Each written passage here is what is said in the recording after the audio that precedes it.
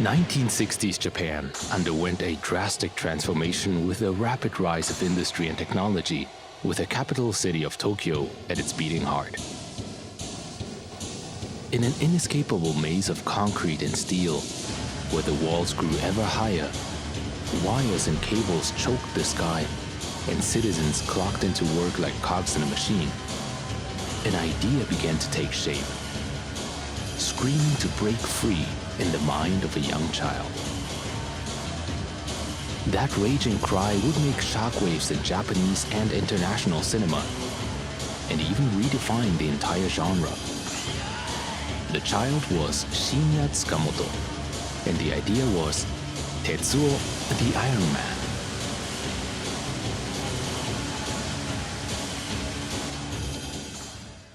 Growing up during the height of Tokyo's urbanization, the young Shinya witnessed in real time the grassy fields he once played in transform into apartments and high-rise offices.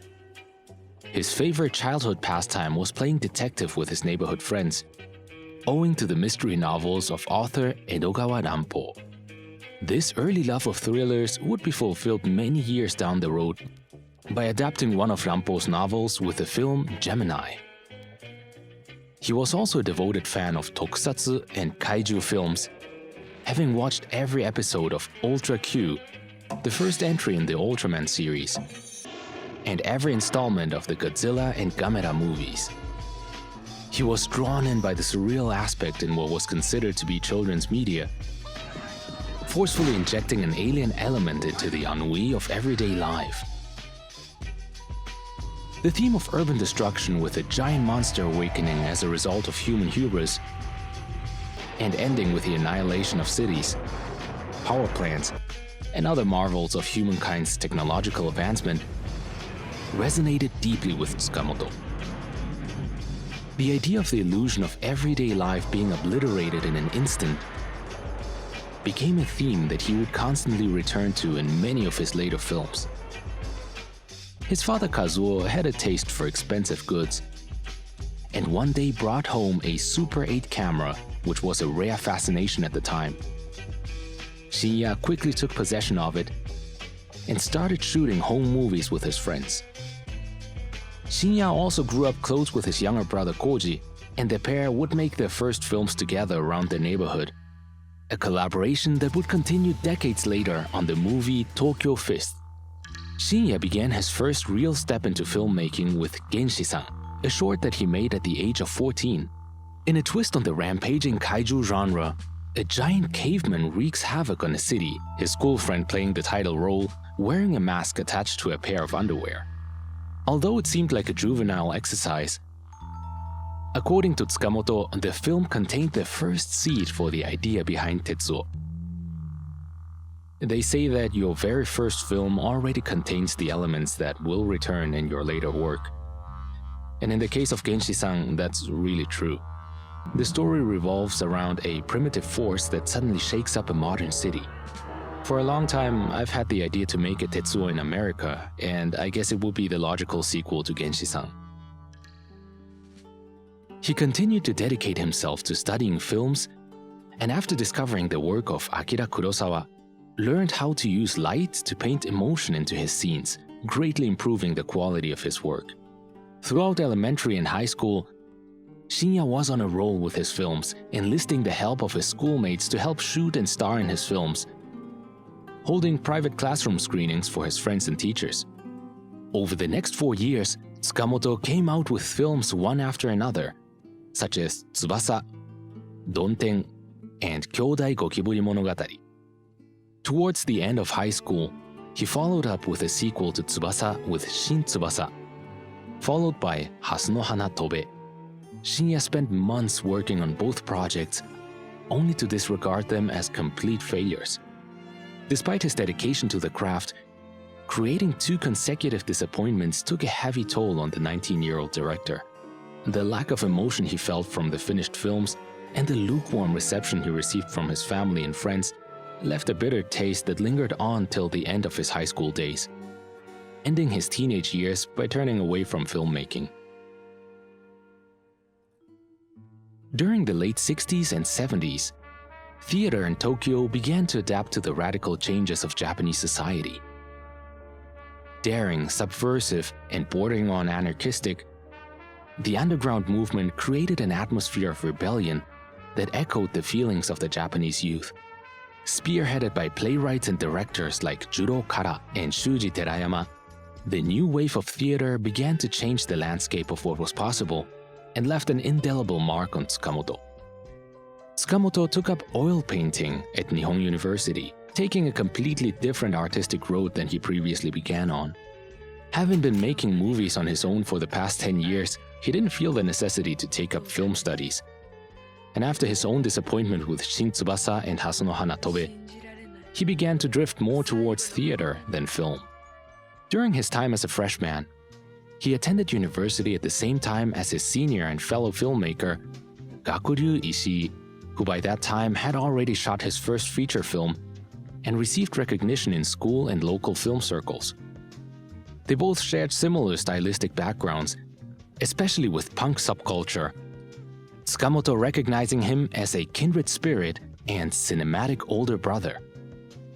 He began his own theater troupe, Yumemaru, consisting of his old high school friends he had made movies with, who all ended up attending the same university together.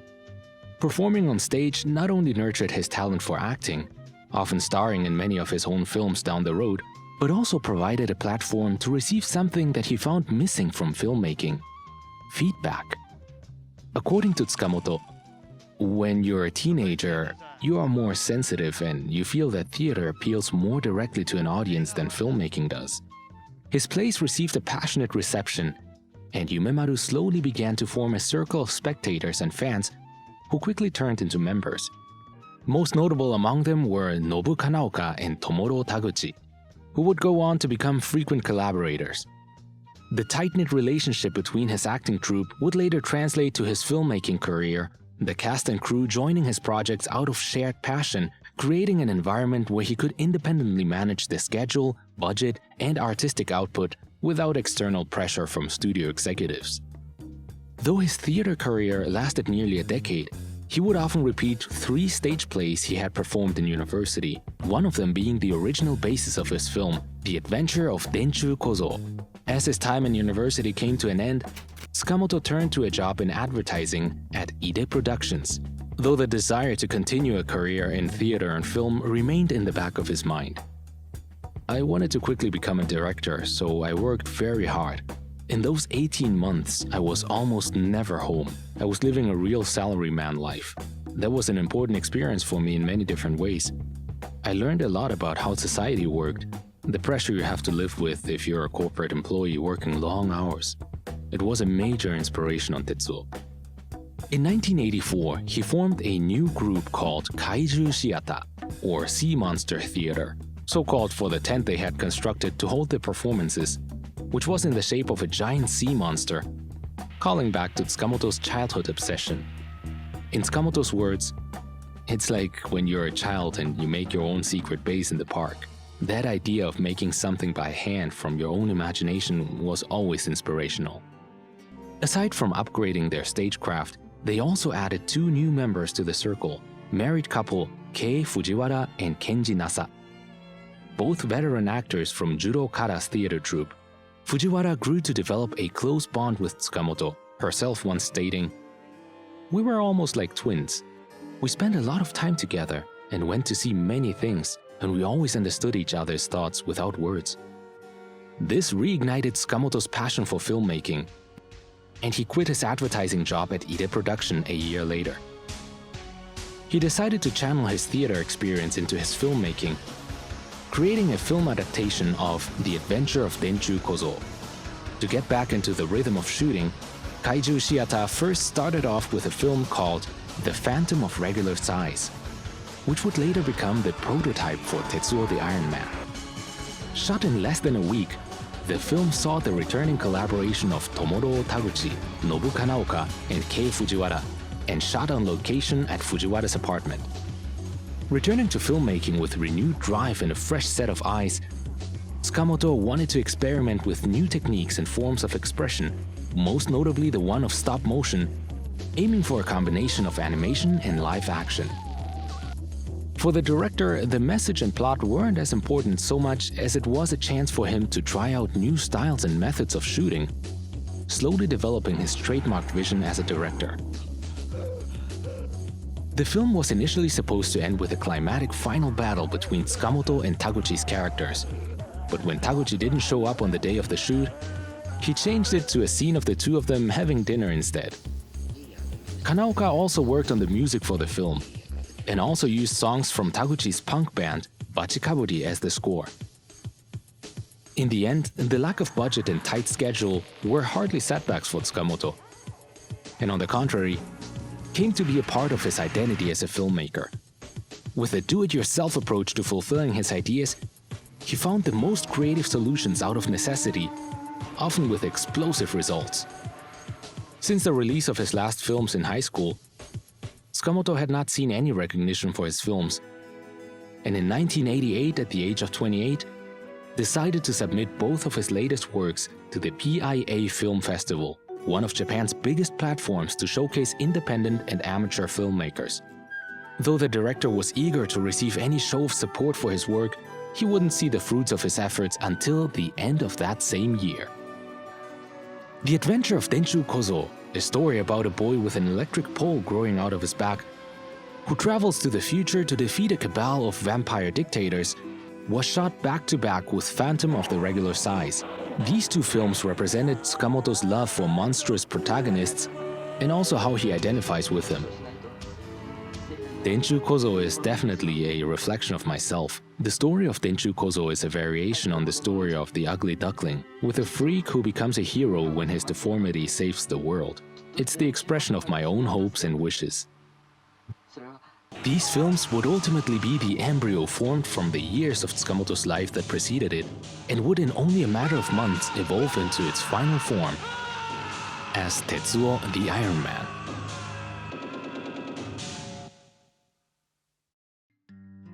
After the commercial failures of his last two films, and in addition to quitting his job, Shinya was kicked out of his family home by his father, who considered him a failure. He managed to support himself by doing voiceover work for commercials to earn enough money to rent a room and finance his next film.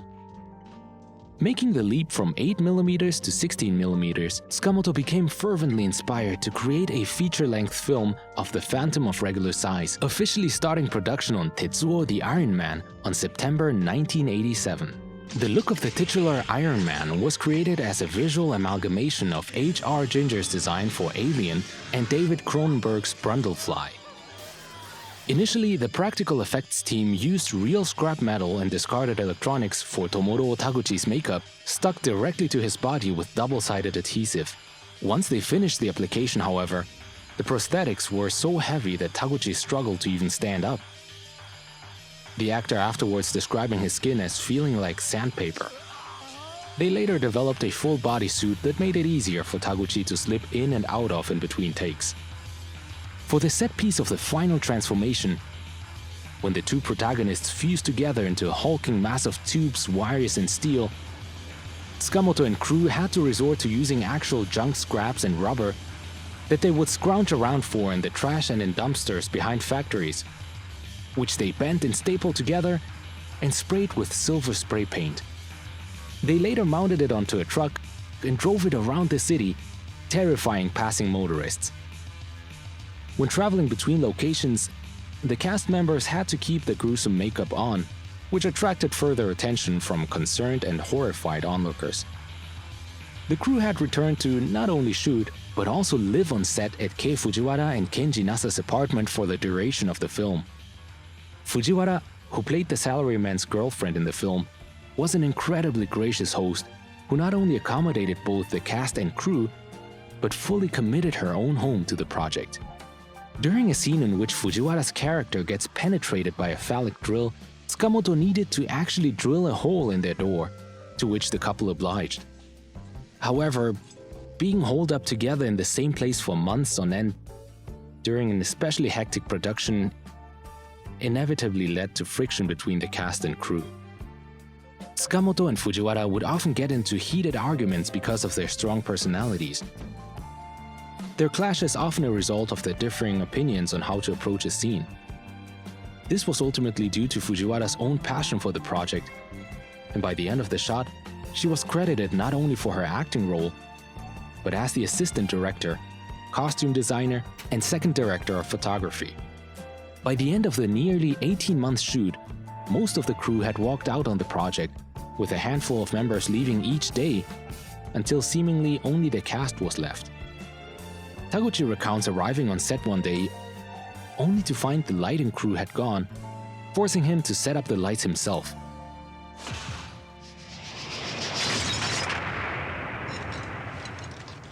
As production wrapped on Tetsuo, the long and harrowing experience left permanent scars between the director and the cast and crew, particularly between him and Fujiwara. Their once close bond having dissolved to the point that they never worked together again.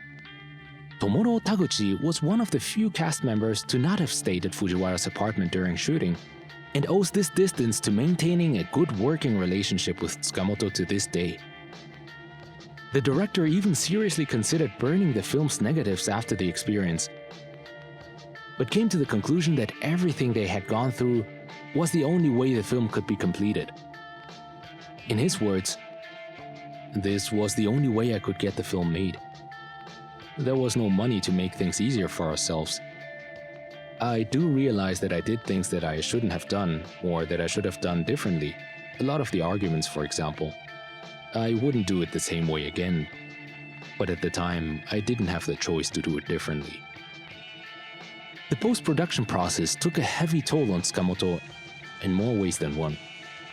Emotionally and physically drained by the end of shooting, Tsukamoto also had to cut together the frames for the stop-motion scenes on his own. This, combined with the attention to detail needed for his signature frenetic editing style, meant Tsukamoto was glued to the screen for months on end. In addition to this, repeatedly listening to the loud industrial and electronic ringing sound effects day after day began to drive him mad.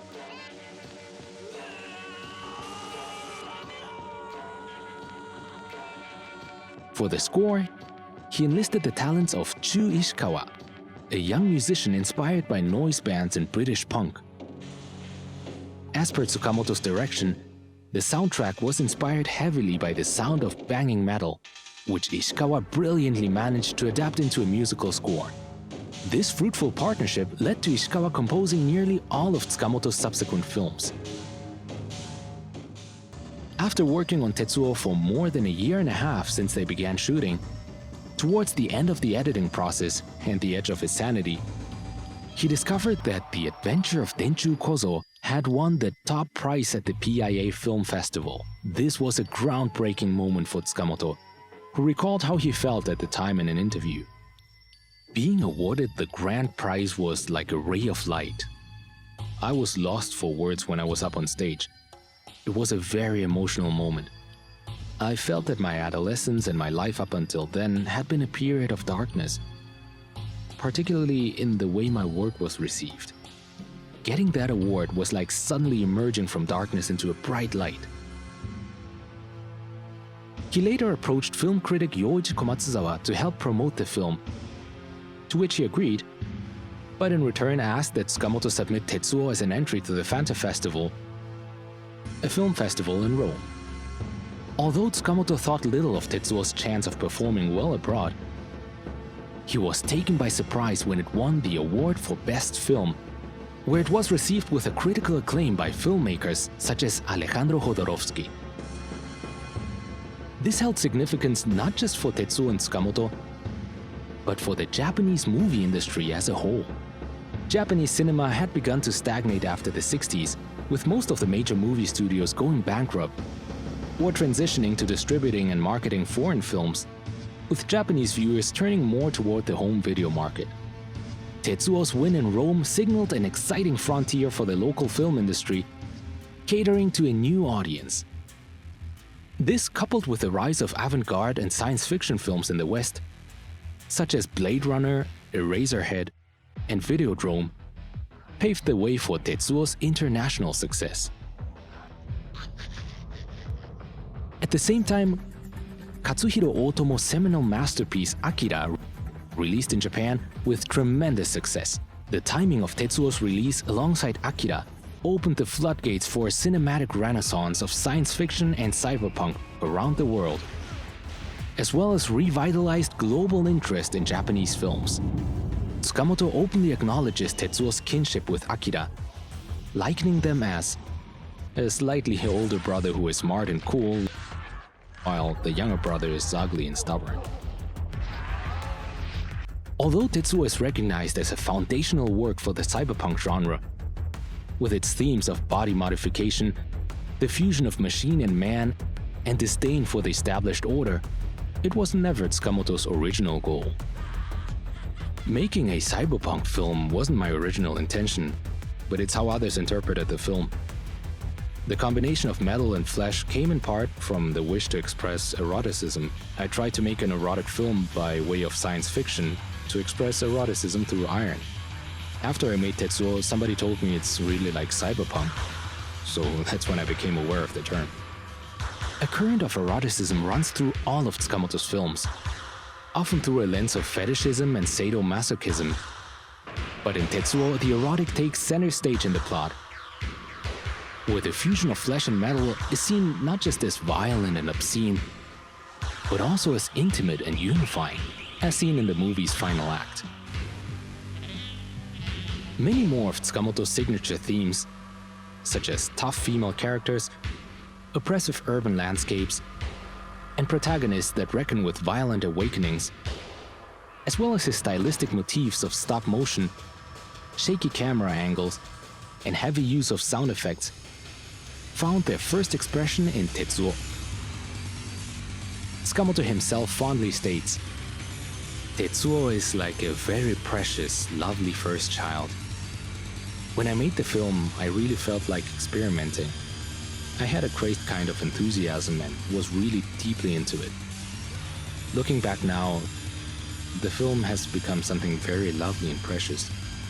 I guess only your first film can have that special value because you were so invested in it." Tetsuo remains as a cornerstone of experimental filmmaking that has broken barriers to push the medium to new horizons, as its DNA can be found not just in Tsukamoto's films, but in all works that rebel against the normal and the same. At the heart of Shinya Tsukamoto's drive to make movies is the desire to shake us awake from the monotony of everyday life, with a gun, a fist, or a dick drill, to transform ourselves into our wildest imaginations of the impossible.